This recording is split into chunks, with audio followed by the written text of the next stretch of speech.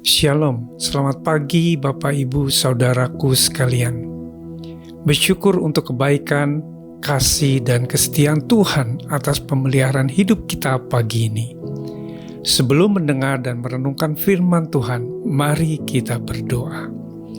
Tuhan Yesus, kami berterima kasih untuk hari yang baru, di mana kami boleh menikmati udara yang segar dan memiliki tubuh yang sehat.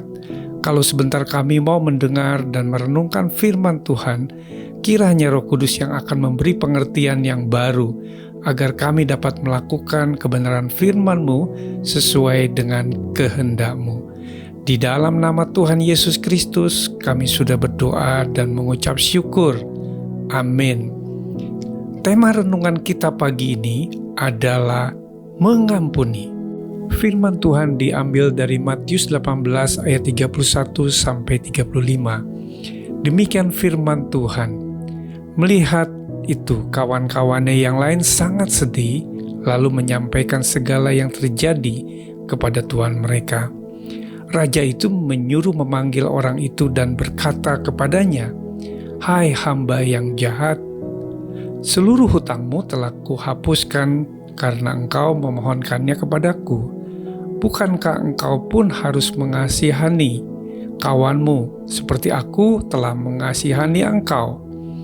Maka marahlah tuannya itu dan menyerahkan kepada algojo-algojo sampai ia melunaskan seluruh hutangnya.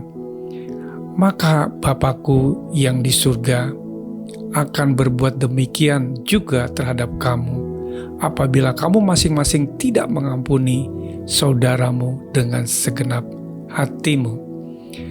Bapak, Ibu, Saudaraku, mengampuni orang lain bukanlah hal yang mudah untuk kita lakukan. Kecenderungan kita akan menyimpan kesalahan orang lain dan berupaya untuk membalasnya. Namun bila kita sadar adalah anak-anak Tuhan, dan dengan anugerahnya yang sangat besar, Tuhan telah mengampuni kita yang berdosa, maka kita seharusnya mengampuni orang lain. Allah tidak membalas semua kejahatan kita, sepatutnya kita juga tidak melakukan hal yang sama kepada orang lain yang bersalah kepada kita. Saudaraku yang terkasih, dalam kitab Matius pasal 18, Tuhan Yesus menyampaikan perumpamaan mengenai mengampuni orang lain.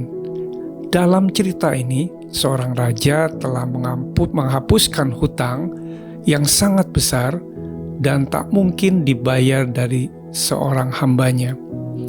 Sang raja menghendaki agar hamba itu berbuat baik sama terhadap seorang kawannya yang berhutang kepadanya. Hutangnya kecil bila dibanding dengan hutang yang besar kepada raja. Padahal hamba itu telah menerima kemurahan dari sang raja. Seharusnya hamba itu juga harus bermurah hati kepada sesamanya. Bila kita menyadari anugerah Tuhan yang telah kita terima, maka mengampuni orang lain bukanlah hal yang mustahil untuk kita bisa lakukan. Bapak, Ibu, Saudaraku yang terkasih di dalam Tuhan Yesus, ambil waktu untuk merenungkan firman Tuhan pagi ini dan mulai bertanya kepada diri kita, siapa diri kita dibanding dengan Tuhan Yesus? Bapak, Ibu, Saudaraku, Tuhan Yesus saja mau mengampuni pelanggaran dosa kita. Jadi tidak ada alasan untuk kita tidak mengampuni orang yang bersalah kepada kita. Tuhan Yesus pun memberi contoh teladan dalam mengampuni. Tuhan Yesus sudah mengampuni kepada orang yang telah mengkhianatinya, menghinanya, meludahinya, mencambuknya, dan bahkan menyalibkannya. Mari kita bersatu hati dalam doa. Bapa, dalam nama Tuhan Yesus kami bersyukur atas kebaikan-Mu. Kami percaya Engkau Tuhan yang penuh kasih dan pengampun. Ajar kami untuk taat melakukan perintah Tuhan, dan berikanlah kami kemampuan untuk melangkah, supaya kami dapat mengampuni orang yang bersalah kepada kami.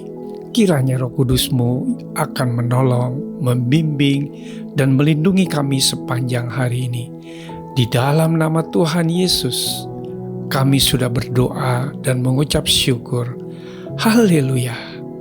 Amin. Selamat beraktivitas. Tuhan Yesus memberkati.